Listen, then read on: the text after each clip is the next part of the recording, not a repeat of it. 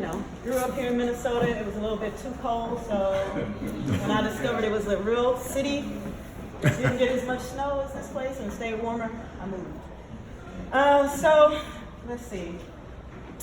Told you guys about meeting him at Howard University. So after that, we became really good friends. He used to have meetings on Tuesdays. I think it was at the Cedar Grove Apartments or whatever, and a lot of students would come there and we would talk about like African history. Bob played a lot of Bob Marley and just talked about the real versus the fake, right? This is what we're being fed. This is the truth. And so this, I have to say, he is responsible for my awakening as a Black person. I remember my University of Afrocentricity shirt. I tore my closet up looking for it before I came. I was hoping to wear it, and I couldn't find it, so probably, who knows where it is right now. Farouk came down to Atlanta to visit one time, him and Chris. Does anybody want to tell me where Chris is? Oh, I'll tell you afterwards. I was there too. Okay, and you were there too? Okay. And so they were standing on my back porch, and I was telling them, that this whole area is all Black. We were in the suburbs, and Farouk looked around, he was like, how come we didn't overcame and nobody told me about it?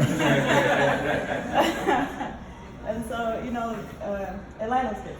I'm gonna just tell you that. I'm just gonna leave it at that. But I'm gonna leave it with this message here.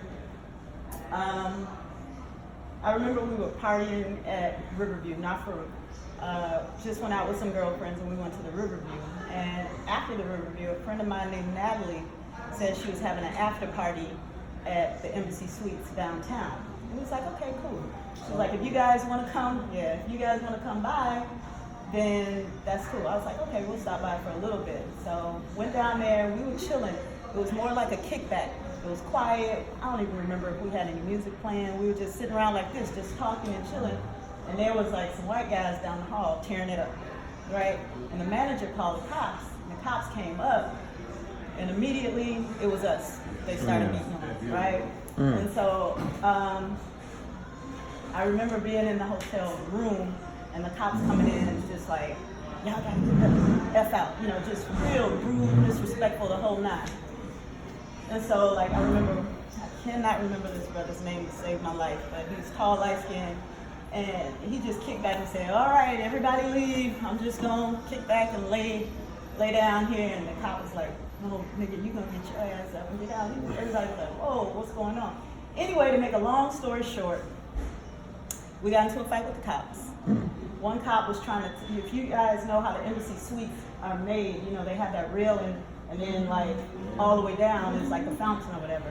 They were trying to throw him over the railing, and one girl, sister, jumped on the cop's neck, and I was like, well, damn, I better help. And I took out his legs, and we were just, he was punching us, and we was punching him. It was an all-out battle at the Embassy Suites, and then, anyway, we pulled him back from throwing dude over the railing. I ran downstairs. I can't tell you which payphone I went to. It was a payphone down there. I called up Farouk, and I said, yo, we getting our asses kicked down here at the Embassy Suite. He was like, yo, what? It had to be about 2 o'clock in the morning. He was like, where you at?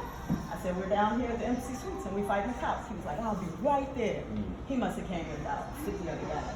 And he said, loud as all get out. He was like, if it's ever gonna go down, brothers, it's going down right now. And it was a battle. And so the young man that they were trying to throw over the balcony wound up working for Spike Lee.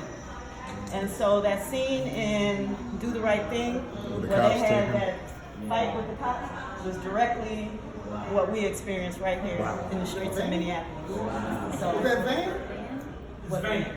Van, that's Van on. Was that his okay? Yeah, that's There it is. Van. Van. There we go.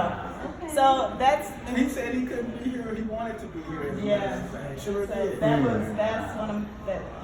That's him. And we stayed in touch since then. I talked to him practically every week of my life up until then. I kept telling him, I'm gonna be there at the end of the month. I'm gonna come see you. I'm gonna be there at the end of the month. And I got there a week too late. So I was in Memphis just last week, and then I saw on Facebook, I'm like, man, he should have like an way too powerful in our community for us not to talk about his life. And that's when I saw like Mel say, "Oh, we're having one. I don't think you'll be able to make it, but you can say something." I was like, "Wrong. I'm gonna be right there." So anyway, I'll let y'all have it from there. Wow. That's